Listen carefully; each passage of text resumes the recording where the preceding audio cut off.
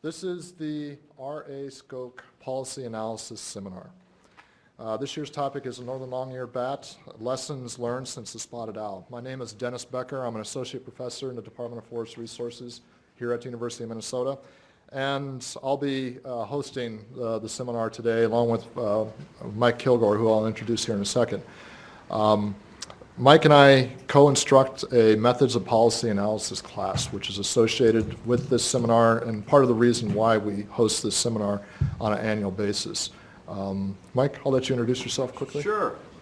Yes, good afternoon. As Dennis said, I'm Mike Kilgore. I'm a professor in the Forest Resources Department here at the University of Minnesota. And I just want to make a comment or two about the seminar, and in particular the fact that this is the R.A. Skok Policy Analysis Seminar.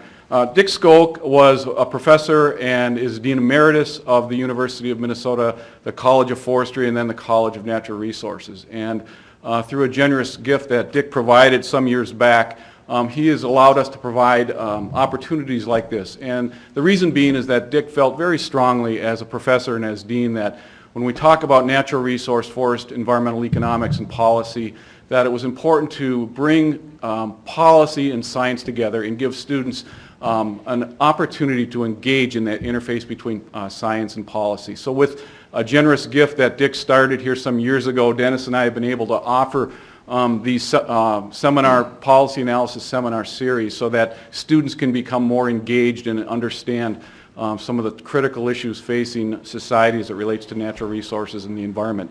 And as Dennis mentioned, not only are we able to bring in really nationally known speakers to address important policy topics, but tomorrow in the policy analysis class that Dennis and I co-teach for graduate and upper level undergraduate students, the panelists are going to be in our class tomorrow to really be able to engage firsthand with our students to better understand not only the topic for today, but also just this notion of how do we interface between science and policy and decision making and natural resource management. So Dick is unable to make it here today to the seminar, but he sends his best wishes, and on behalf of Dennis and myself, Dick, we do want to say thank you very much for your generosity to make these types of seminars possible.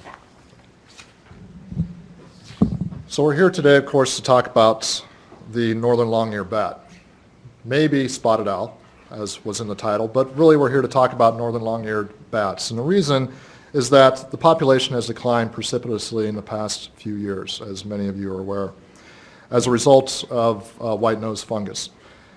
The Fish and Wildlife Service, of course, has been petitioned and is currently considering whether or not to list the species as threatened or endangered pursuant to the Endangered Species Act. That comment period, which is coming to a close very soon, is currently in an extended period of time. We can discuss that. We're here, though, today to talk about the politics of endangered species management and the role of data and policy analysis in making these difficult decisions. One of the things that's quite interesting in this debate or in this issue that I find interesting is, of course, the parallels to the spotted owls. 25 years ago, spotted owls were in a similar dilemma. They were declining rapidly. There was much conversation and focus around forest management activities as sort of the primary mitigation measures in order to help that species. And stuck in the middle of that, again, as in this case, is the U.S. Fish and Wildlife Service, with the difficult, if not impossible, choices faced about how to balance species management with interest, special interest groups, in this case, a lot of logging interest in rural communities that depended upon those industries, but how to make these decisions in the face of the amount of data that we have and trying to balance those interests. That debate, of course, 25 years ago reached a fever pitch with extreme litigation, with drastic measures taken in order to resolve that situation. Still today, as a result of that debate, there is lingering mistrust among many of the players in those parts of the country, in that part of the country. So 25 years later, here we are. We have the northern long-eared bat. It's a somewhat similar situation in the eastern United States this time, where we have some mitigation measures would impose severe restrictions on forest management activities, primarily related to logging, prescribed burning, and related forest management activities. The choices are similar in some sense.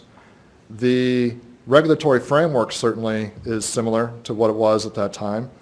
But the manner in which we're approaching these choices today, have we learned from those situations, from those debates of the past, and are we approaching this particular situation any differently? What have we learned that allows us to make those collective choices in order to balance the needs of the species with those of the various interest groups and communities that are involved in the debate today? So today's seminar will talk about the important lessons from that seminal environmental debate, and the majority of the conversation will, of course, be dependent upon you.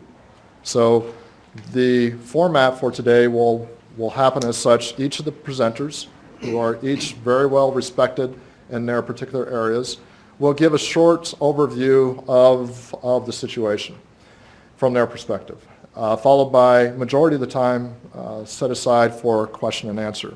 So we will have comments cards. Mike will hand out some comment cards to the audience. You're welcome to write those down if you're not willing or able to speak your question aloud. We will have a roving microphone for you to answer questions. And then we also have guests online. So we have just about the equal number of people online today listening in. And for those of you online, I would direct you to the comment box. Eli's probably already cued you to that, but please type your questions in there, and we will try to get to all of those if at all possible today. So with that, what I'm going to do is read a short bio of each of our speakers and let them give a short presentation, as I said, and we'll follow with question and answer. Yep, so Michael, go ahead and pass out these questions. So please, the success of this seminar really rests upon your questions. So this is really designed for an interaction as opposed to a lot of talking by those of us up here, but really an opportunity to ask those questions that are really interest to you. So our first speaker today is Tony Solons. Tony is the Endangered Species Chief for the Midwest region of the U.S. Fish and Wildlife Service. Tony has a bachelor's degree in biology from Southwest Missouri State University and a Juris Doctorate from the University of Wyoming College of Law. Tony has been with the Department of Interior for over 22 years, serving as a natural resource attorney in the Office of the Solicitor for 14 years, before joining the Fish and Wildlife Service as field supervisor for the Minnesota Ecological Services Field Office. Tony authored a book on Endangered Species Act published by the American Bar Association and has worked on Endangered Species Act implementation issues his entire career. Tony is currently lead manager for the service's proposal to list the northern long-eared bat. Tony? Thank you, Dennis. And good afternoon, everyone. I'm really happy to be here. And I'm also very pleased to be here with our Midwest Assistant Regional Director, Lynn Lewis. She and I have been working together and deeply engaged in this process to consider whether we should list the northern long-eared bat as an endangered or threatened species. And we've met with hundreds of people. We've had countless phone conferences, webinars, public meetings, a public hearing just last night in Wyoming, congressional staff briefings, tribal consultations, state consultations, meetings, phone calls with a variety of citizens. When we proposed to list the bat as endangered back in 2013 and opened our public comment period, we received over 40,000 public comments. And we've received many more since then. I'm not sure what the tote board says right now, how many in terms of raw numbers we have, but many thousands more. People are very interested, deeply concerned about the bat, and people are deeply concerned about the potential regulatory impacts of the listing of the species.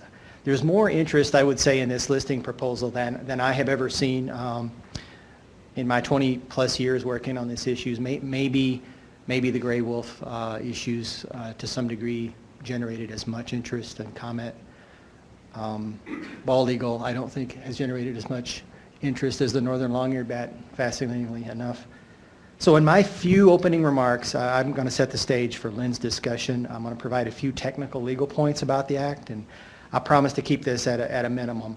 But before doing so, I would ask perhaps you just indulge me for just a moment. This is a a little bit of a breather for Len and myself. It's a chance for us to reflect, if only for a moment, on broader ESA issues before we again dig in and go back to the trenches and try to get this listing decision right.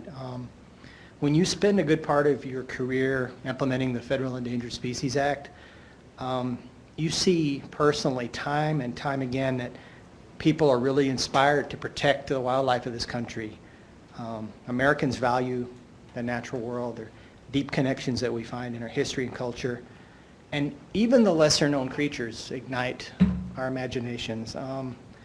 The story of these bats is in some ways too outlandish to be real. We've got a flying mammal that lives underground in caves and mines all winter, comes out during the summer at night, sightless, and uses sonar to catch insects, sometimes on the wing.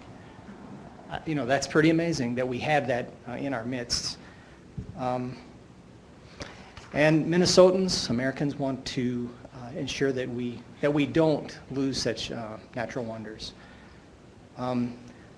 Another thing you learn when you spend a good part of your career implementing the Federal Endangered Species Act, and you see this time and again, is that sincere, hardworking, honest, loving people care deeply about meeting the needs of their families, pursuing their own dreams, their own individual definitions of happiness.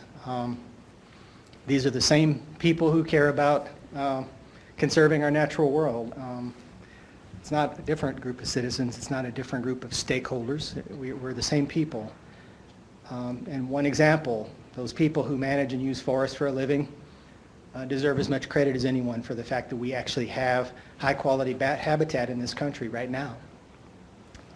It's very complex sometimes and hard to draw bright lines.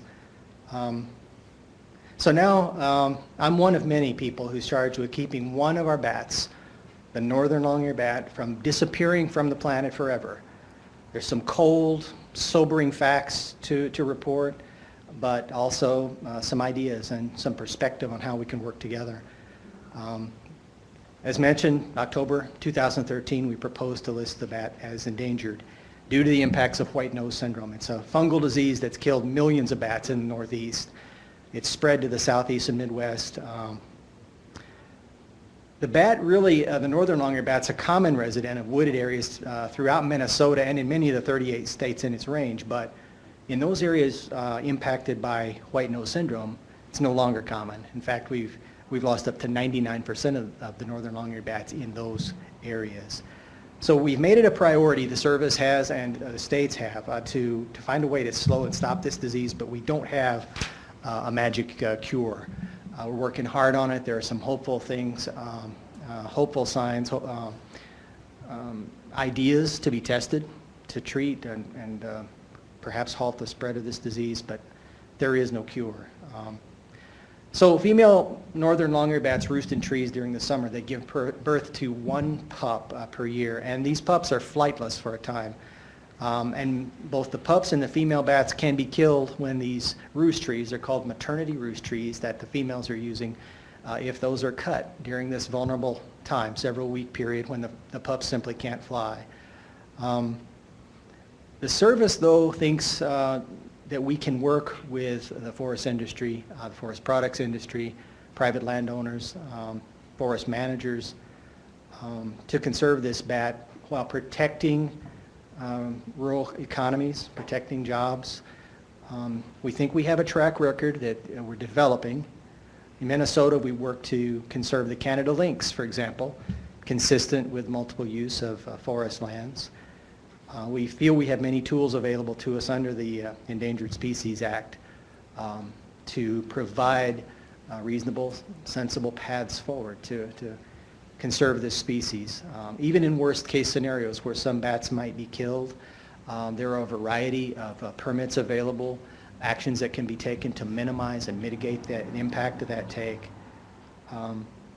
One thing I want to be clear about, there's no, if the bat is listed, whether it's listed as threatened or endangered, there's no blanket prohibition against cutting trees during the summer, even during that maternity season. Listing the bat wouldn't change that. There would, though, be a prohibition against killing bats without a permit or some other authorization. And that's where the flexibility, the creativity, the tools that we have come into play, and we're committed to using them. So, like most big ideas, Endangered Species Act is a pretty big idea. The proof of whether and how we can actually pull it off, whether we can do this, lies in the details. The hard questions, the hard work, assembling the scientific data, applying vague terms in a reasonable way, documenting connection between the science and our decisions. So the details matter, and that's my details. That word is my segue into the more tedious part of my introductory remarks. So there are a few basic legal issues that permeate everything we're going to talk about, and I just want to lay out 3 or 4 of those, or perhaps a couple more, actually, as I look at my list. So listing, unless a species is listed under the Act as endangered or threatened, you have to understand that generally, with minor exceptions, it's not protected by the Endangered Species Act. So you got to be on the list. The listing decision is the cornerstone of the Act. It's the decision from which all the protections flow. Listing decisions must be based upon the best available scientific and commercial data. That's right out of the statute, and that's the charge that Congress gave us. The reference to commercial data, by the way, doesn't refer to necessarily economic impact data. That refers to commercial harvest and those types of data sets that indicate the trend or status of a species. Congress also gave us very specific criteria that or listing factors we call them. We must look at damage or destruction of a species' habitat, overutilization of the species for commercial, recreational, scientific, or educational purposes, disease or predation, a big one obviously here with the northern long-ear, the inadequacy of existing regulatory protections, and other natural or man-made factors that affect the continued existence of the species. That's our list. We call them the listing factors, and we can't deviate from them. We can't make a listing decision based upon a popular vote or based upon economic impact.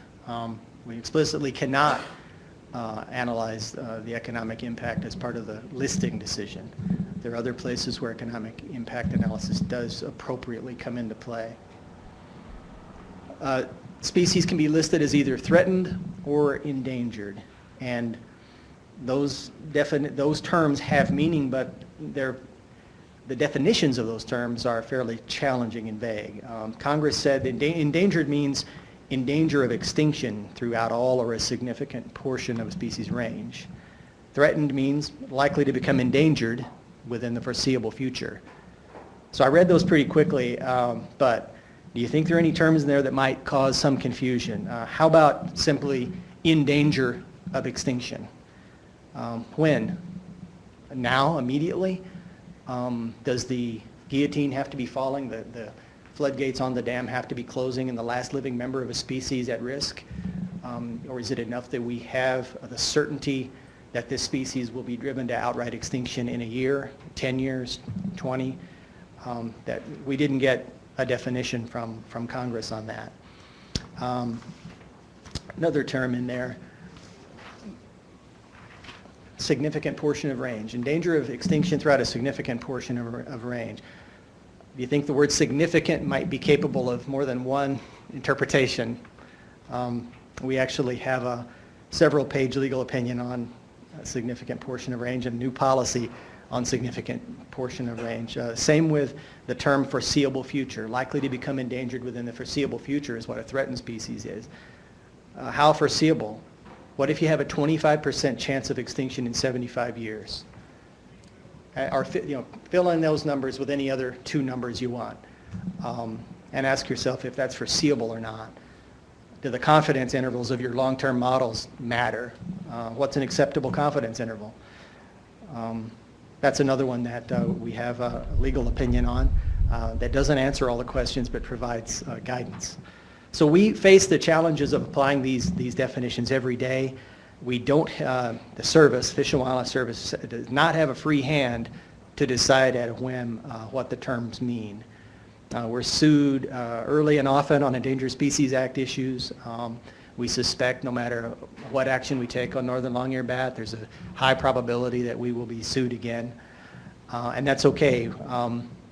What we have to do when we're sued is we have to produce our administrative record and show that our interpretation was reasonable, that it was in accordance with the will of Congress as expressed in the Endangered Species Act. The definition of threatened and endangered is a big issue with the northern long-eared bat. In the public comments that we received and the comments that we received from states, that is a critical concern and a critical issue for a lot of people. And here's why.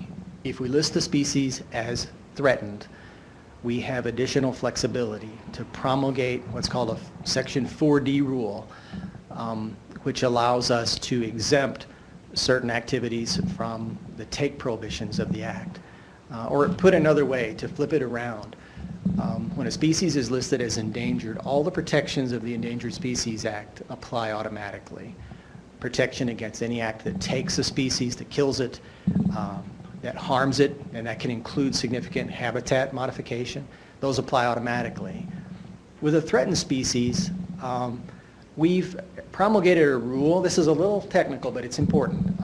We have a special rule already in place with threatened species that says, unless we say otherwise, all of the protections for endangered species also apply to threatened species. But we have the flexibility. Congress gave us the authority with a threatened species to pull back some of those protections now and to only apply protections that are deemed necessary and advisable for the conservation of the species. So that's, I think, that is the crux of the debate on whether we should list as threatened and endangered, or at least that's a part of the motivation for many people wanting to have a thorough discussion of that definition. So with that, I think I'll turn it over to, actually I'll turn it back over to Dennis, and look forward to answering your questions later.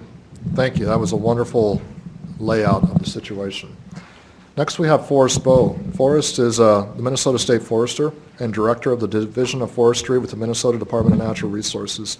He's been with the DNR for more than 30 years, working in a variety of leadership roles across several DNR disciplines, including forestry, trails and waterways, and eventually what became Parks and Trails.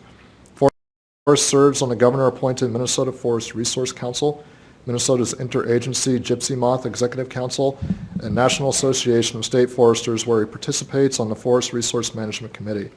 As State Forester, he leads many of Minnesota's legislative and policy initiatives that protect and support healthy forests and a thriving forest industry. Forrest has a BS degree in Natural Resource Management with a minor in Soil Science from the University of Wisconsin at Stevens Point. Forrest? Thank you, Dennis. I truly am honored to be here. And just to set the stage a little bit, I'm not a bat expert. As a matter of fact, I didn't know much about bats about 18 months ago. And I've come to really appreciate everything about them. They are really cool critters. I want to offer a couple things today. One is a little bit about the Minnesota DNR perspective, kind of who we are, what we do. And then secondly, talk about some of the challenges that we as a state agency face, and also relate that to the industry that we have here in the state. So those are the two things I'd like to talk about. First of all, forest managers are responsible for managing the state's forest resources for multiple uses, and that really includes wildlife, it includes timber, recreation, our economy, clean water, clean air, and of course biodiversity. So it's a big job, and there's a lot of facets to it. In our agency, we have the responsibility for managing about 5 million acres of state land. We also have some responsibility for providing guidance in some cases and policy in other cases that encourage responsible management on other landowners, in other words, private landowners and other public landowners like the counties. Included with all of that, we as forest managers implement conservation strategies relevant to rare, endangered, species of special concern, threatened species. We do all of that. And we do that in two different areas. One, you do it at the site level on a site by site, and the other, you do it at a landscape level. I'll talk a little bit more about that in a few minutes. So I want to be clear that bats are a very important part of our ecosystem, and I think we all acknowledge that. There's clearly no forest manager or the forest industry that wants to see the demise or decline of the bats. That's an absolute.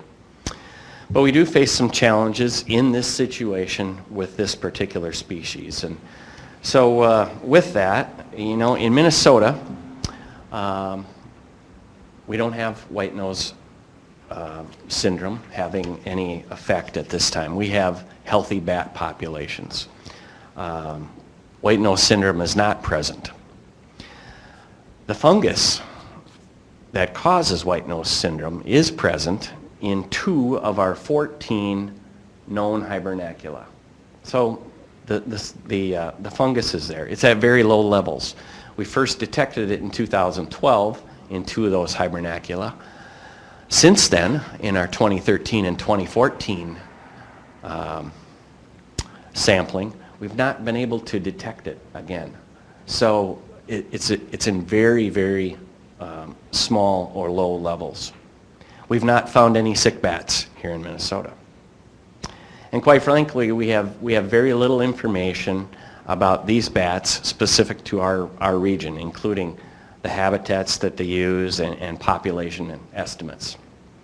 For example, it was once thought in Minnesota we had about 5,000 northern long-eared bats. This summer, work done by the Enbridge Corporation in several of our northern counties suggests the actual population of northern long-eared bats is much higher. The surveys were actually located many hundreds of northern long-eared bats.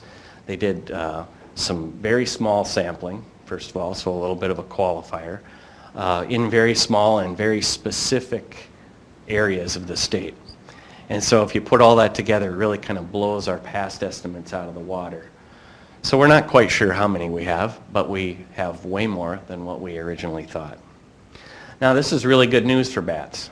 Their relative abundance does present a challenge, however, under the Endangered Species Act, because the Endangered Species Act prohibits take of individuals. So avoiding 100% of the bats 100% of the time in forests is a little bit unrealistic because our ability to predict where they're at is very limited. This is why there's a permitting process. And Tony talked about that permitting process. And the permitting process helps to determine how to avoid or minimize or mitigate for the take of an individual, and also to move forward with the activities that we do in the forest. One of the problems with the permitting process is the timeline. So under the endangered species designation, there's a little bit of a long path to permitting, and it's called a habitat conservation plan. This is a very rigorous plan. I'm not totally familiar with it, but other states have taken many years, 3 to 7 years, to complete one of these plans. The habitat conservation plan process it's time consuming for all the agencies and states involved. And as a matter of fact, some would guess that it would take hundreds of millions of dollars to complete habitat conservation plans for all of the states. So it's kind of a big deal. I would ask the question whether some of that money could be used to actually stop white nose syndrome or possibly fund other conservation priorities. And so I always think about what's the real root cause that is complicating life for these bats, and it is white nose syndrome. It's not the forest management activities. Another source of difficulty we have with the permitting process is it's very complex, and there's very specific natural resource trade-offs that we need to consider as part of a habitat conservation plan. This includes the need to analyze the trade-offs between other imperiled species. that might have equal significance and possibly very opposite habitat requirements. So then, again, this is where we look at the landscape level rather than at the site level for any given species. It's kind of like this. We can't manage every forest species for every benefit on every single acre.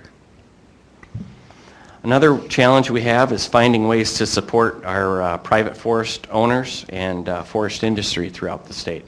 I mentioned that in Minnesota DNR we manage 5 million acres. There's 17 million acres of forest land in the state. So and the majority of those belong to the private landowners.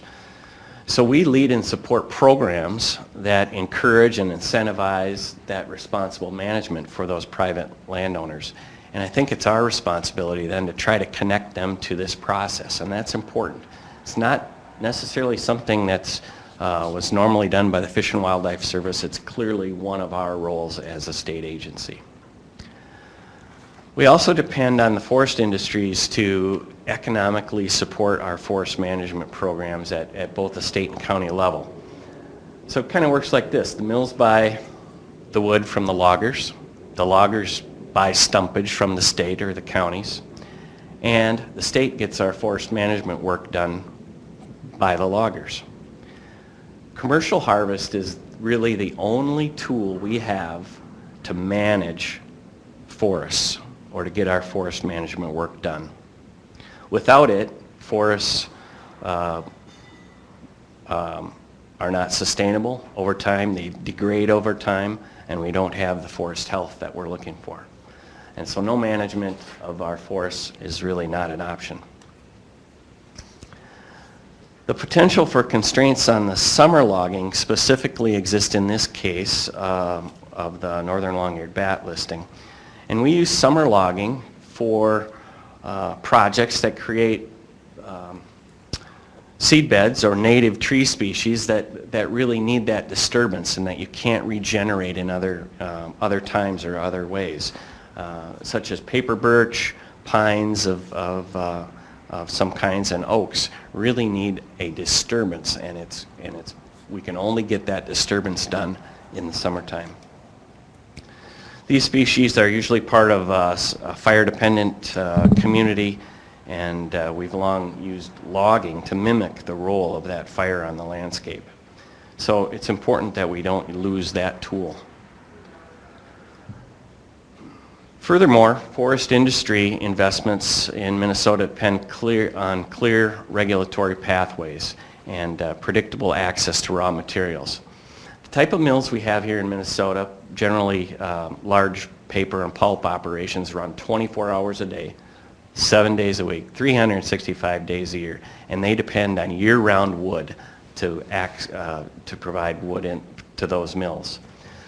Mills already stockpile wood to the capacity they can to continue running the mill during what we would term inaccessible logging periods, such as the spring breakup period, where you really can't be out there logging, and other times when it's wet.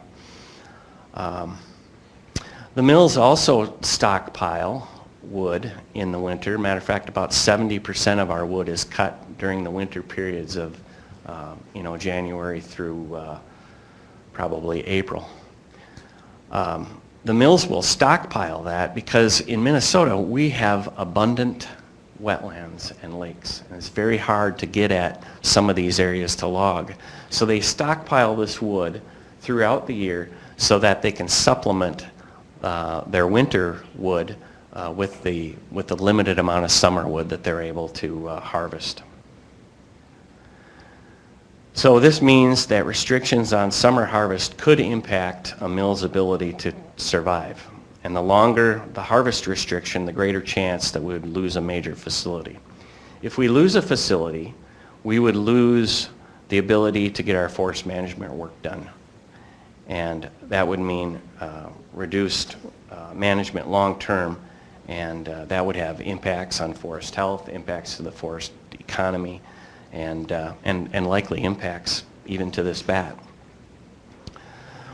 For all of the reasons I previously mentioned is why we support a threatened designation and a special rule that exempts forest management. We recognize that there has been some severe declines in the northeast area of the United States. Although there's some uncertainty with the rate of spread with the white nose syndrome, it's very likely that it will come to Minnesota eventually, unless we find a cure. How long that is, we don't know, but we don't think the species is on the brink of extinction. We know we will very likely need to adjust our activities to avoid harm to bats, but we need realistic regulation. And in this case, a threatened status and conditional exemptions are the only way we see to accommodate that. So, thank you. Thank you, Forrest. Next, we have Danielle Watson. Danielle is the Assistant Director of Policy at the Society of American Foresters. She leads SAF's policy efforts on wildland fire management, the Endangered Species Act, tax reform, urban forestry, forester credentialing, and local SAF unit outreach and engagement. Ms. Watson graduated from James Madison University with a bachelor's degree in communication studies and anthropology and earned a Juris Doctorate from the Vermont Law School. Danielle. Thank you. Okay, first I want to quickly thank Dennis and Mike and everyone else involved in putting this event together. I really am honored to be here to represent Society of American Foresters and to really participate in this important dialogue about the northern long-eared bat and the Endangered Species Act. So I was asked to present the perspective of the private landowner. So you might think that means I'm here to add some controversy to the panel and maybe shake things up a bit. Maybe I will. But, you know. So, and while I don't think you can have a successful discussion about the Endangered Species Act without factoring in private landowners, I'm going to steer away from some hot topics as far as things that usually come up with landowners, like projected job losses, preemptive habitat destruction, and Fifth Amendment takings clause issues. Instead, I'm going to take this brief amount of time to try to focus on some of the positives that I see and maybe some of the opportunities that this listing presents to bring private landowners, wildlife agencies, and professional foresters together in a common goal to support the recovery and conservation of the bat and other forest-dependent species. So why are private landowners so important to endangered and threatened species? I think as many of you know, and as Forrest brought up, the majority of forest lands in the United States are privately owned, and in Minnesota is the same. And then layered on top of that, and sort of complicating the whole species conservation issues, about 2/3 of endangered and threatened species are found on privately owned lands. And with that, about 1/3 are found exclusively on private lands. So private lands are obviously important for that, but I think they're also important for another reason. If you think practically about it, I think private landowners are important for their wallets. And I don't mean that in a malicious sense. I mean that in a very realistic sense, in that federal and state agency budgets have been plateaued or decreasing dramatically over the last decade or so. And as those budgetary constraints come into play, agencies that already were overworked and burdened, the burden just increased on them. So again, these limited budgets really mean less capacity and less resources for some of the things that really help conservation, as far as land acquisition, and also even less for species support and management on that land. So really, I think the bottom line is you cannot overlook the importance of private landowners when it comes to the endangered species. I really think they are the key to the success of the Endangered Species Act, particularly in their ability to not only conserve the habitat, but enhance the habitat later on. So there have been successes, I think, with the Endangered Species Act and private landowners. I think we can all agree that the Endangered Species Act has certainly played a significant role in raising the public awareness, bringing it to attention to the public, sort of the species that are on the brink of extinction and really conservation in general.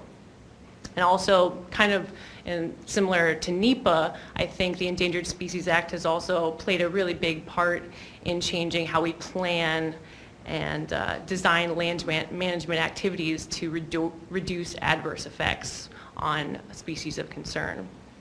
But along with these successes, there have been many challenges and really controversies, specifically related to private landowners.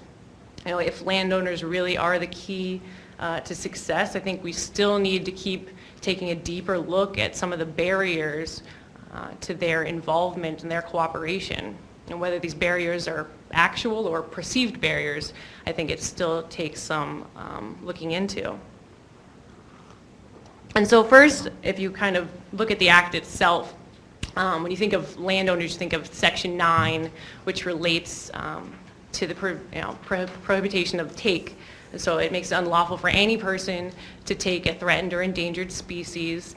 And this is defined very broadly and includes any number of activities and even attempted activities, including habitat modification to some degree.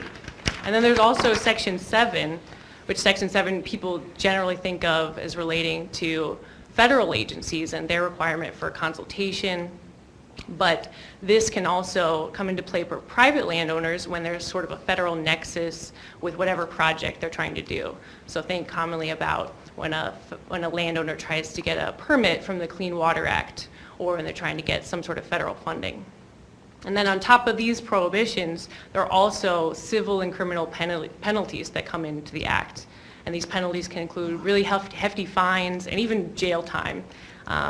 But the main worry of most private landowners is really the provision that allows for citizen suits that really broadly authorize lawsuits to enjoin any alleged violations of the act. And so while these penalties are sort of rarely enforced on land use activities, and even these prohibitions rarely don't often permanently halt planned projects, they do add up to a significant burden, especially on states and private landowners. And so their time and their money is expended to comply with these provisions, and I think this is really something not to be taken lightly. Yes, these landowners have options, and their options are growing with policies added by the Fish and Wildlife Service. Options like you mentioned, the habitat conservation plans, safe harbor agreements, and even conservation banking now. Landowners can also preemptively enroll in programs to help species prior to listing, kind of in hopes that you would prevent listing, like candidate conservation agreements, and there's a new proposal for pre-listing conservation credits. And while these policies offer some options and some assurances for landowners, they all involve significant commitments of time and money. And for some small non-industrial landowners, this is simply something that's not workable. So unfortunately, all of this taken together kind of builds an antagonistic relationship between the private landowners and the endangered and threatened species. And whether it's a fair representation or not, I think a lot of private landowners have a perception that endangered and threatened species on their land are a financial liability, and maybe just an overall nightmare. And as my mom always used to say, perception is reality, you know, and I think this observation is kind of very particularly poignant in this circumstance with the Endangered Species Act. So thinking about the bat, so how do we get past this kind of perception that there are these huge barriers, and how do we really start to harness the conservation power of private landowners? When I look at the range of the northern long-eared bat, you quickly notice that it overlaps with the vast majority of private lands in the country. So now the gears start grinding, and I think, well, this is where SAF and professional foresters kind of come into play, and that foresters have extensive experience in using the science and art of forest management to achieve diverse landowner objectives. And some of those objectives include wildlife habitat enhancement. And really modern forestry is based off of that land ethic as far as factoring in diverse landowner needs. And if you've looked at, I think many of you may have seen the landowner surveys that have been coming out that the Forest Service has done a great job with. And if you look at these surveys, they tell us what private landowners value, what they value most in their land. And more we're seeing landowners value wildlife habitat and value leaving a legacy for generations to come. So I think you have on this side, you have landowners who want to help, and I think you have foresters who can help them meet those objectives. And so I think it's about trying to find a way to bring them together a little more. And again, this is already happening a lot in active forest management is a really critical part of conservation of a lot of species, particularly bird species, and I think it could be the same for the bat. So while we see this as a real opportunity to come together, we do have some concerns with the proposed listing, particularly from the interim guidance that was put out. SAF and many other forestry organizations were particularly kind of surprised by this interim guidance that was put out that seems to have pretty aggressive restrictions on it, very narrow harvesting windows and really broad restrictions on very useful tools like prescribed burning and herbicides. In addition, if you look at the proposed listing itself, it sort of frames forest management as a tool for habitat destruction. It's very negatively framed, and while we understand that, it was kind of confusing in that it was put in with other much different activities that we see as far as mining and wind development and oil and gas extraction, things like that. So while I'm not contending that the goals of forest management and wildlife management are at all times completely in line with each other, particularly for threatened and endangered species, but I think this sort of categorization seemed to represent a missed opportunity for collaboration and for building important partners and support, particularly in the case where the overwhelming threat is from a disease and where forest management can have a positive impact on the species. But again, I want to go back to the opportunities that I see with this listing.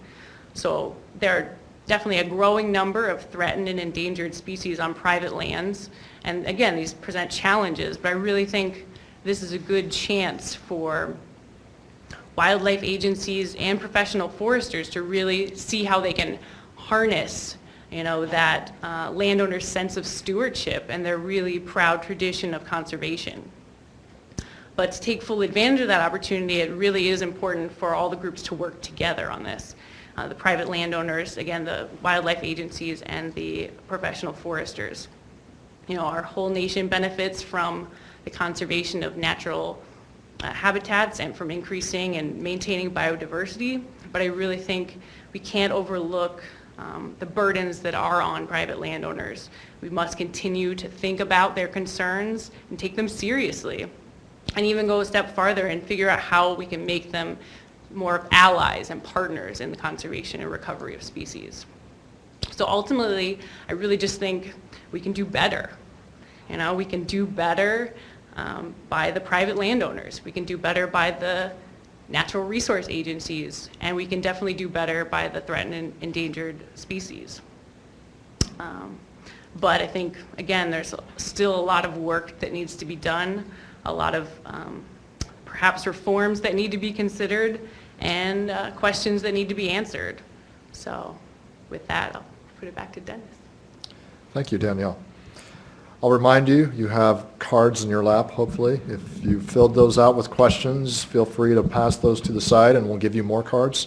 For those of you online, be thinking about the questions if you haven't teed them up already. We have one more speaker, so it's a good time to get those questions ready. Our last speaker this afternoon is Lynn Lewis. Lynn is the Assistant Regional Director for Ecological Services in the Midwest region of the U.S. Fish and Wildlife Service. She's held that position since 2008. Lynn has been in the region for 27 years and has held a variety of positions, including project leader at the Twin Cities Ecological Services Field Office. Before coming to the Midwest region, she worked in the service's headquarters office and in the New York Ecological Services Field Office. Lynn has a bachelor's degree in biology and a master's degree in ecology. Thanks, Dennis. particularly for inviting me and Tony to this seminar today, and also for having the northern long-eared bat as the topic of that seminar. That's pretty impressive to be a seminar topic. And today I've been asked to look at two areas in these introductory remarks. First, ESA listing and implementation decision and how policy and politics influence these decisions. And secondly, whether the northern long-eared bat and the northern spotted owl listings are similar or different. In Tony's presentation, he kind of highlighted some of the basics of the Endangered Species Act. And what I'm going to try to do in my remarks is take some of those basics and fill in the specifics as they relate to the northern long-eared bat. As you'll recall from Tony's remarks, Section 4B1A of the ESA states the Secretary shall make determinations whether a species should be listed as threatened or endangered or not listed solely on the basis of the best scientific and commercial data available. And we need to remember that U.S. Fish and Wildlife Service, we think of ourselves first and foremost as a scientific organization, and we take this charge by Congress really, really seriously. From field biologists to upper level managers to our decision makers, we really value the rigor of science, and our decisions we think are based on the best information that we can find. So in the case of the northern long-eared bat, how did we go about gathering that best scientific and commercial data? Well, we began, as you do with any scientific endeavor, we conducted a thorough literature review to capture all the existing information in the form of published reports and papers. And then to obtain unpublished reports and data, we went out and we formally requested information from state, federal, tribal partners, research institutions, anyone that we could think of. And we actually did this 3 times. First, before we did our proposed rule back in October of 2013. And then since we've been working on the final rule, we've gone out 2 more times to ask for any additional information that's out there from states, any other partners. In addition, as we've sort of mentioned before, we've had 3 public comment periods for this listing proposal. The first one was back in October of 2013 when we proposed the draft rule. And originally that public comment period was to be for 60 days, but we got requests to extend the comment period, which we did. We extended it for an additional 30 days.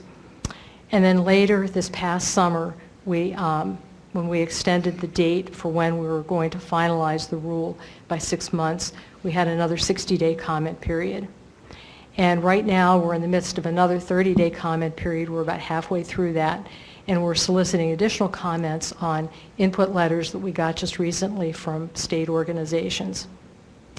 And during these comment periods, we ask the public, and the public includes industry, environmental organizations, species experts, state and federal agencies, tribes, and folks like you sitting out in the audience to provide input to us.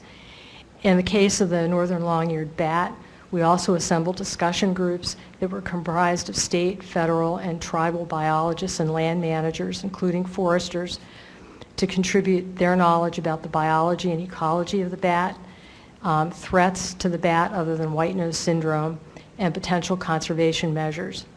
We also reached out to state and federal biologists who are their agency's experts on white nose syndrome. As a result of these public comment periods, we received many thousands of comments. As Tony mentioned, on the first public comment period, we received about 40,000 comments, and I haven't kept track of how many we've received since. Now, a lot of these comments boil down to things like people just saying, I like bats, or bats need to be protected, or list the bat as threatened and do a 4D rule.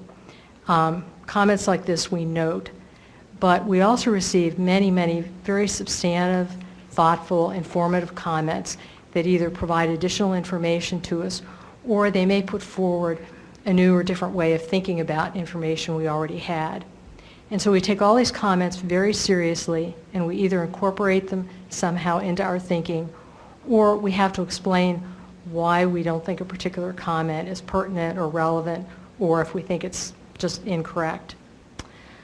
And we have to remember, though, that the public comment periods are not an opportunity for a vote on whether a species should be listed or whether it should be listed as threatened or endangered. We have to keep our listing decision focused on scientific information and the 5-factor analysis that Tony talked about. So a comment of, I like bats with no substantive information or data analysis doesn't play a role in our decision-making process. By law, it can't play a role. And then in addition to the request for public information and public comment periods, we also sent our proposed rule to 3 experts for peer review, which we routinely do with rules like this. And we did that during the open comment period last fall. So the comments we got from these peer reviewers, we look at those and then we also incorporate those into the final rule as appropriate. After we've gathered the best scientific information that's currently available about a species, then we get to the hard part, that we have to make our listing decision. We admit that many species that we're asked to make a listing decision on don't have a great deal known about them. And it may look like we're making a decision on scanty information, which maybe we are. However, we don't have the luxury either, because in this case we had a court-ordered deadline by which we had to make our decision, or some of the additional information that we need, there just isn't the funding or the time available to gather that information. So we really can't postpone our decision until there's more research or information gathered. In fact, we often receive comments recommending that we do postpone our decision until there's more information available. But unfortunately, we can't do that, so we make the best decision we can with the information that's available. When it comes to making our listing decision, whether it's endangered, threatened, or not warranted, we have to demonstrate a rational basis for our decision. In other words, we have to connect the dots that led to our decision. We have to use the information that's available in our administrative record, and that's all the documents that we've produced throughout the time that we've been working on the listing, and this can be tens of thousands of documents. We have to be able to show our work. We just can't say something and not have anything in our record to back it up. So we put forward a decision that we think is supported by our administrative record, and in fact sometimes we'll even explain why the record doesn't support the decision that we didn't make, just so that we're clear on why we made our decision. So after an animal is listed, the ESA protects individuals of the species against any act that kills or harms them. Technically, and as the ESA has written, even accidental killings of listed species is a crime. However, the U.S. Department of Justice possesses wide discretion with respect whether to prosecute individuals. One example is in the case of mistaken identity killings of animals.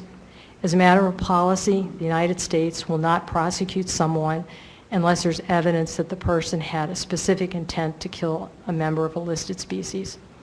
And the Department of Justice, unfortunately, is currently being sued on this policy, but it has been policy since the 1990s. And if any of you are interested in researching this later, it's called the McKittrick policy, and it's named after a case from Montana where someone killed a wolf and they claimed that they thought it was a coyote. And so now I'll just turn and make a few comments about northern long-eared bat and spotted owl. And I'm going to do this on a pretty high level here because, one, I don't know a whole lot about the spotted owl, but also there's been so much published about the northern spotted owl. I'd recommend that you just Google it and you can find books and papers and all kinds of stuff to really dig into the issue. So I think comparisons with the spotted owl probably stem from concerns that tree removal and timber harvesting will be restricted because of the northern long-eared bat. And these concerns, in turn, I think stem from the conference and planning guidance that Danielle mentioned that we prepared in response to questions that we actually received from other federal agencies who have specific responsibilities to consult with the Fish and Wildlife Service under Section 7 of the ESA. And the guidance provided a suite of voluntary conservation options for federal partners to use depending on site-specific considerations. We never intended these conservation measures as blanket requirements if the bat were listed. And we like to say, in this case, we were really trying to get out in front of questions that people were having to try to give them consistent information. We really rarely do this, and we were so proud of ourselves for having done this. So we always like to say no good deed goes unpunished. and we've been punished a lot for that guidance. But as far as we know right now, the northern long-eared bat is not habitat limited. In fact, it's often described as a habitat generalist. It's found in forested areas with a diversity of tree sizes and composition.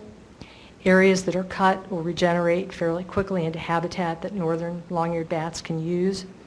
However, harvesting trees during the summer maternity season may result in the take of bats, or timber harvest could reduce the productivity of maternity colonies.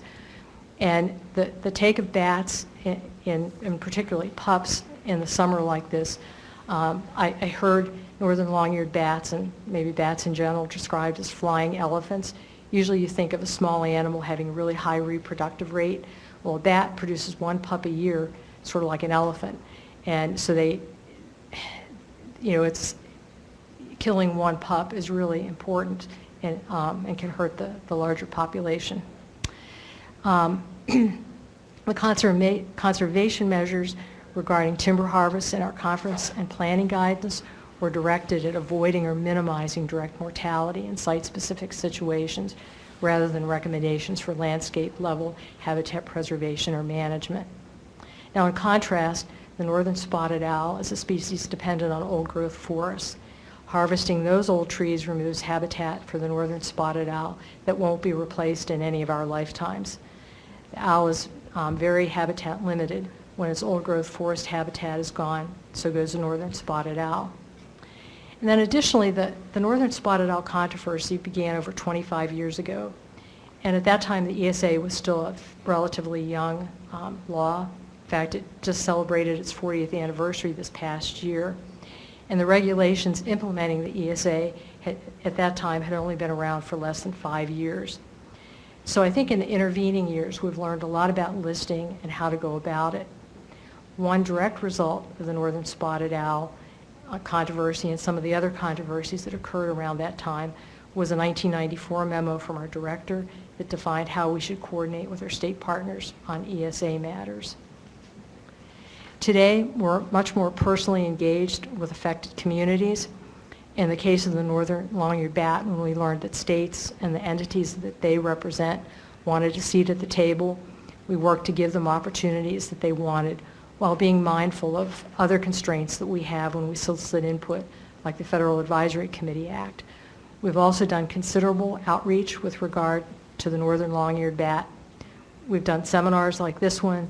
We participate in industry forums whenever we're asked, and we actually held virtual public meetings that enabled us to reach constituents in the 38-state range of the bat. And I think I'll end here, and I'll turn it back to Dennis. Thank you very much. Those are very useful and insightful opening comments. For your questions, I would ask you to direct them to a particular one of the panelists. Just for the sake of time, we don't, not all of them will be able to answer each question, so if you have a specific person you're speaking to with, please direct it towards them. If you have questions on the note cards, feel free now to pass them to the audience, to the outside of the aisle. Mike will go around and pick them up. He will also be roving around with a microphone if you wish to ask questions. I'll start it off just so that we can sort of break the pattern and start to get the questions moving a little bit.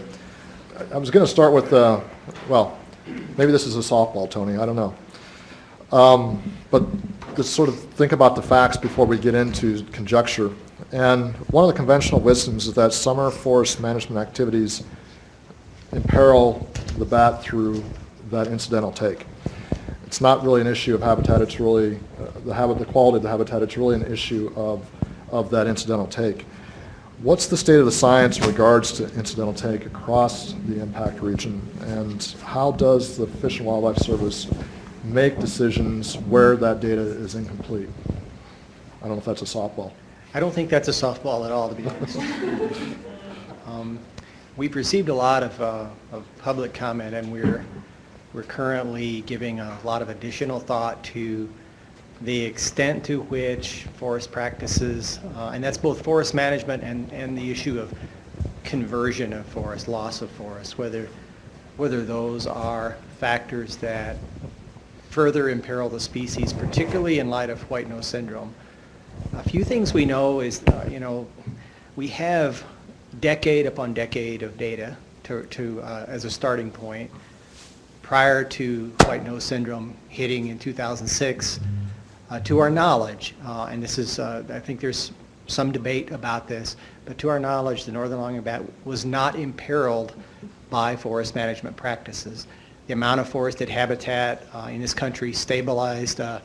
These two panelists could probably provide more detail on this, but I believe 70 or 80 years ago, and has remained fairly constant during that time. And the actual practices, on the landscape did not appear to imperil the bat. The northern long-eared bat was often described as the most common bat captured in mist net surveys. I've heard trash bat referred, a term applied to the species. So our best understanding is that forest management did not lead to the imperilment of the species. If it weren't for white nose syndrome, we would not be listing the species. That's part one. Part two, though, is now that we have white nose syndrome in an area where you've lost 95, 98, 99% of the northern long-eared bats, what does an additional increment of take mean to the species, to a local maternity colony? We don't know, and I'm not saying here that is further imperilment or not, but we're looking into it, and we actually actively seek additional input and comment on that during the public comment period. Oh, thanks, Tony. I'll open it up to the floor for questions. Please speak into the microphone so that the folks online can hear you. Follow-up to that question. First, forests. What percentage of the state forests are what? Hello? What percentage of the state forest acreage is logged in the summer? That's a great question. No, I'm going to follow up with Tony on this. Okay, so from our data, we see that, you were asking me the question? Yeah. We see that Minnesota harvests about 1% of our forest land per year. And if you neck that down into that May through September, it's probably 0.3% of the forest land in Minnesota is harvested. Okay, so Tony, what compared to white nose syndrome, what scientific evidence do you have of a causal connection between harvesting of that magnitude and incidental takes? What percentage? Well, there's two things there, just to clarify. There's a question of whether there's a causal connection between that level of take and the imperilment of the species as a whole, which is what the Act speaks to. That's the big million-dollar question there. And the answer to that is that the relative impact of these forest management practices is minuscule. Minuscule. And as I said earlier, we don't believe that those practices, up until the time of white nose, actually imperiled the bat at all. So that's the first part. The second part is, though incidental take is different. Once listed, incidental take of individual bats would be prohibited and absent a 4D rule or a Section 10 permit or some other authorization. And so we need to understand how significant that is. Would now in a reduced population, reduced by 99%, if you cut down a maternity tree that has several females and pups in it, what is the impact of that on that local population? Is that more meaningful? Now, this is a question. I'm not saying we have the answers. We're studying this. We're debating it, looking into it, seeking more information on it. But it's two separate questions, and I think that's part of the debate, dispute, confusion about the conference guidance. That guidance really was not an indictment of forest management practices. It was intended to be guidance as to how to avoid and minimize that incidental take, that part two.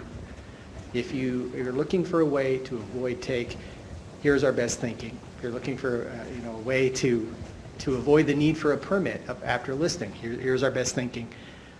Not a statement in any way, shape, or form that these practices have imperiled the species as a whole. So two separate things for now in our mind. Question. Mike, do you have a question? You're gonna- I do. I'm trying to lump, there's just a number of great questions here, but a recurring theme has to do with flexibility in any decision on listing. And the questions that are first and foremost are, would it be a blanket restriction or regulation across all states, or would there be some states, particularly where the fungus has been detected, that might be treated differently? So the question is, from a jurisdictional standpoint, certain states being treated differently than others on a listing decision, and related to that, ownerships. We heard comments about public land, private land, and the implications. Would the potential regulations have differential effects based on who the owners are, or is it a more one-size-fits-all? So two questions related to implementation of any decision. Would you like me to? Tony, yes. Oh, okay. Tony and or Lynn, I think, would be most appropriate. I can certainly tackle the first one. So right now, the proposal is to list the species range-wide, all 38 states, as endangered. The proposal was based upon a finding, interim finding that the species was actually imperiled range-wide, either because white nose has decimated the species in an area, or because white nose was imminent and on its way and unstoppable as far as we know. When it gets there, it's going to get there, and when it gets there, it's going to be really bad. So that, in a nutshell, a very inartful way maybe of describing the basis for a range-wide proposal. We don't have the flexibility, we believe, to carve out a separate population segment and list it separately, leaving another section unlisted. There's a very discrete policy that we use there, the distinct population segment policy, DPSs, and we don't believe that we have a DPS, a distinct population segment of this species that can be listed separately per that policy. So it's going to be likely all or nothing. Now, if the species were listed as threatened, the 4D rule could be different depending on where you are. The 4D rule there's a lot of flexibility and creativity that's allowed with a Section 4D rule. So forest practices, for example, could be handled differently in New York and Pennsylvania than they're handled in South Dakota, Minnesota. Certainly there'd be a lot of flexibility there. Maybe that gets to the second part of your question. That 4D rule could also, I think, be tailored hypothetically in a way that recognized the scale of impact, de minimis, small landowner project versus large scale, more impacting projects. There's a lot of flexibility there. Len, I don't know if you have anything to add on either of those. And even, with say it was an endangered listing, there are differences like with the Forest Service lands, federal lands, they can take advantage of Section 7 and consult with us and get coverage for their take through Section 7. And I think in the past, like maybe we want to talk a little bit about Indiana bat for people who, like in Minnesota, haven't had to deal with a listed bat, but there are a lot of states that have had to deal with the Indiana bat that was actually listed back with the first Endangered Species Act, so it's been listed for over 40 years. And then gray bat and some other bats are listed. And, we've been able to handle forest management issues with that bat very successfully. In fact, in most cases, it's through consultation with the Forest Service. I think we're working on an habitat conservation plan with Indiana Forests. I think Pennsylvania, their division of forestry, is doing a habitat conservation plan. Question here? Is this on? Okay.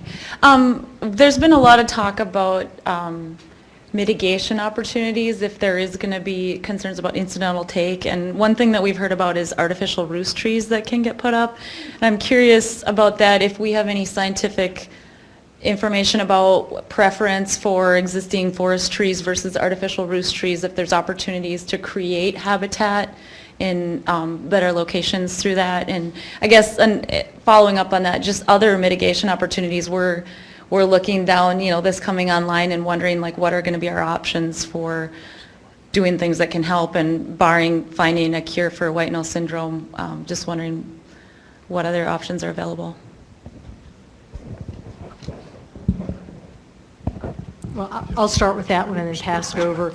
Normally, these technical questions, this is when Tony and I would phone a friend. But to be honest, as far as we know, northern long-eared bats really aren't habitat limited. So that, like with an Indiana bat, they like really big trees. So you cut down a really big tree and it takes a long time. They're probably more like spotted owls than northern long-eareds. And we've actually found with Indiana bats that trying to create habitat for them has not been real successful. So I don't know of any efforts to try to create any kind of artificial habitat. I mean, there's activities where they're trying to create like artificial caves so that there would be a place for bats to perhaps hibernate that wouldn't have white nose, or they could be decontaminated every summer when the bats would leave. And there again, that's really experimental, and don't know that it could be done widespread. An online question. Oh, I'm sorry, Forrest. Could I just answer? I really don't have any information on artificial trees. But on every timber sale, as a best management practice, we leave a certain amount of snags. We leave a certain amount of what we call legacy trees. We leave a certain amount of live trees that are of the same type as what was harvested. So we do provide that habitat, and I think Lynn said it best. The bat is not habitat limited. Forrest, don't move the mic. Okay. This question is, I believe, directed to Forrest and Danielle, and the question is very simple. How can we be proactive with forest management now to improve northern long-eared bat habitat? So thoughts and ideas about proactive actions now with respect specifically to forest management. Well, I think I just answered the question. We are proactive. We're already proactive by our best management practices, and that's with our leave trees, our legacy trees, the things we do on every timber sale that result in good habitat. The bat has really flourished over the last 100 or 200 years when forest management has been very active in the United States. And we'll need good forest management to make sure that the bat has good habitat in the future so that it can recover. But we really need to focus on the problem, which is white nose syndrome. The habitat, the forest management practices is not what's limiting here. I think, can I go, Mike?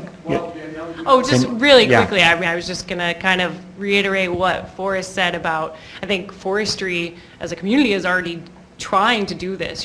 Forestry is really committed to continuous improvement, and the science is constantly updated, and the practices are updated. And I think the best management practices, along with a lot of these lands, are already certified under some sort of either through the Sustainable Forestry Initiative or the Forest Stewardship Council or, American Tree Farm, things like that. And those already factor in a lot of considerations of endangered and threatened species. Even ones that aren't federally listed, actually, they have done a good job of continually kind of updating those procedures. But as far as private landowners, I think that's where the real problem comes into play, and that a lot of these bats are on private lands, and I think it's the way the law is set up right now, it's really hard to get private landowners to preemptively kind of get engaged, at least voluntarily. I think we've heard repeatedly that the basic problem here is the fungus rather than forest management. So a question for you, mainly for Tony and Lynn, what type of research is going on vis-a-vis addressing the fungus and sanitizing caves? At my understanding in Minnesota, this fungus has only been found in 2 caves, and the disease itself hasn't been found in our bat populations here in Minnesota. If we could get ahead of the curve and address the fungus, and you could nip it in the bud in terms of at least the spread of it to states where this isn't a problem yet, and really avoid a lot of these issues in those states at least.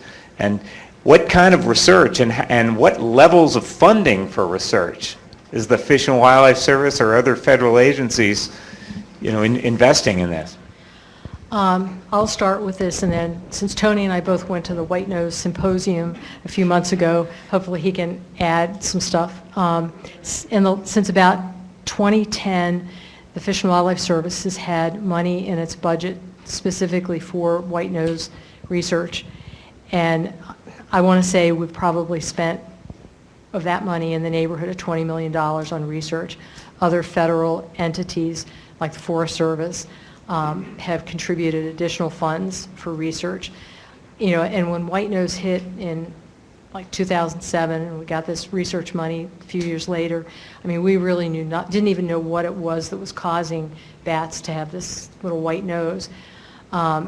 And so a lot of the research that's been done so far has been just finding out, like, what is the causative agent, how is it spread. We're just learning things like, how much fungus is actually on an individual bat, which, by the way, northern long-eareds have one of the highest fungal loads of any bats, which is probably why they have such a high rate of mortality. And now the research is just getting to the point where they're looking at natural control agents that might be able to, stop the growth. Because the problem, if you put some kind of a fungicide in a naturally occurring cave, you don't know what other unintended consequences you're going to have of doing that. So there's a few things that the Forest Service has been working on that may be ready for like some small-scale trials this winter and in the next couple winters. But as far as anything that's going to be a broad-scale preventative, we're not there yet and probably won't be for, there's no vaccine or anything like that's on the horizon.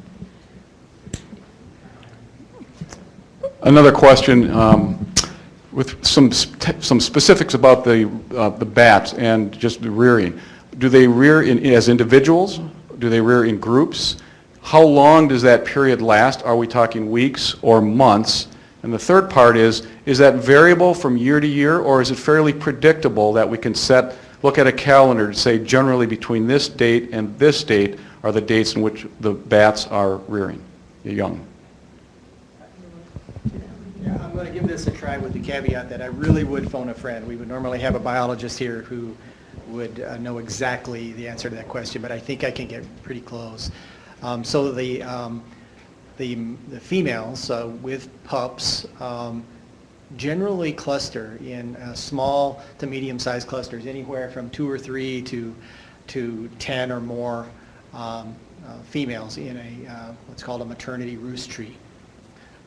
That period of what's called non-volancy, where the pups can't fly, I believe is around 6 to 8 weeks, maybe even a little less. And it does tend to occur about the same time of year, depending on where you are in the country, between April and September. That's pretty coarse, but that may be the best I can do. I don't know if anyone here has any. Yeah, pretty close. I was at a long-eared bat workshop earlier in the year. It might have been the same one that you two were at, I'm not sure. And Pennsylvania was one of the states that had a lot of really good data on their long-eared bat populations, and they are also one of the states that I think has seen declines up in the 90 percentile. And one of their representatives that was at the workshop said that in recent years they have seen bats emerging from the caves with less lower rates of the white nose syndrome fungus on them, and they have also seen the percentage of reproducing females pretty much double since when white nose syndrome first when they were first exposed to it, I guess you could say. So I kind of have a double question. My first one is, do you think it's possible that white nose syndrome will affect Minnesota long-eared bats differently, given our different climate and stuff? Perhaps our colder winters could knock it out. And then also, what do you think about the possibility that these bats can recover on their own without the protection of their maternity roosts and their habitat? I can give that a try. I've heard the same thing about the decreased fungal load, which is encouraging. I have not heard the second part about additional females. There are signs of hope, or some rays of hope in New England in the hard-hit areas. There's a remnant population on Long Island that exists, seems to be healthy, with no mortality that's known. There's some suggestion that in West Virginia, the bat may be doing better in some places. Even in Pennsylvania, there's a little bit of a difference between the winter hibernacula mortality counts and the summer mistnet counts, which are maybe the summer data is closer to a 75% loss, which is still, a very significant loss in numbers. So, we're trying to analyze what that means. What does that mean for the long-term viability of this species as a whole? But, there are some hopeful signs. I feel like I might be missing part of your question. The second. I just asked if perhaps the syndrome would affect our Minnesota bats differently than, if there's any Right. data to show that it would affect them differently than it has in the New England region. We've asked our National White Nose Syndrome Coordinator to look into that, not specific to Minnesota, but generally, are there differences in the way this disease can be anticipated to act in different climatic conditions? And so far, the answer is there's not an expected material difference in the way that the disease would act. Some of the hardest hit areas are in very cold climates, northern New England has been hit very hard. New York is, the epicenter where white nose syndrome was discovered. So when it hits Minnesota, the expectation would be that it would have a dramatic negative impact on the species. We have a question here. Yes, I'd like to ask the service, one of the statements you had made was clarifying that the Act requires the best available scientific and commercial data. And Lynn referred to a group of state organizations. They have recently challenged or put forth a concern that the data that the listing is being based on isn't necessarily the best available data for the entire species range across all 39 states. Could you speak to that?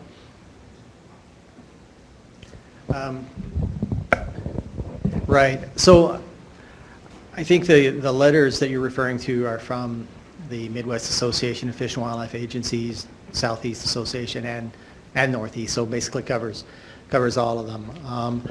I think there's a wide variety of opinions out there among the states as to the long-term impact of white nose syndrome throughout the range of the bat. I think there's a general consensus now, a very strong consensus, that the species should be listed as threatened. The basis for that, coming from the state's perspectives as I read those letters, is largely that the bat persists in the hardest hit areas, and white nose syndrome has not hit everywhere yet.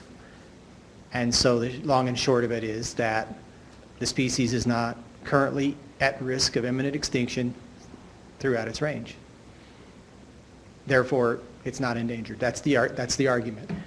And so I think the states, many of them take issue with our reliance upon the white nose syndrome models that project the rapid spread of the disease, and some states take issue with our conclusion that white nose syndrome is likely to have the same impact in the West and in the South.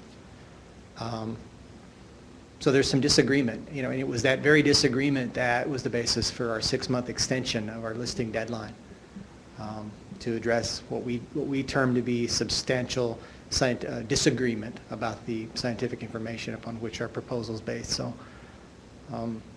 right now, that's the heavy lifting that we're doing, is sorting through the data we have, sorting through those comments from the states and others to determine what the correct decision ought to be. They've raised some very good points. And I'll just add one last thing with respect to those state comment letters. We appreciated it, but we also reopened the public comment period, and we put those state letters on a website so that members of the public, other entities, other stakeholders can comment on the information that and the points of view raised by the states. So we want to hear from others, and we have to remain open-minded until we get all that information in. So there may be something there. We're open-minded. So we are at the end of the hour, but I do want to take just a moment to wrap up so that we can walk out of here feeling good about where this is going. To do that, I'm going to invoke the spotted owl. Hopefully you can see where I'm going with this. But the spotted owl, obviously, that issue became quite contentious. It was reduced down to a very simplistic debate over jobs versus owls. And I don't know that characterization is fair here, but at first blush, for some groups, for some interests, that certainly is what it comes down to, is jobs versus bats. In one sentence, just one sentence, because we're at the end of our time, what can we do to avoid the polarization that happened in the spotted owls? What can we do to avoid that degree of conflict?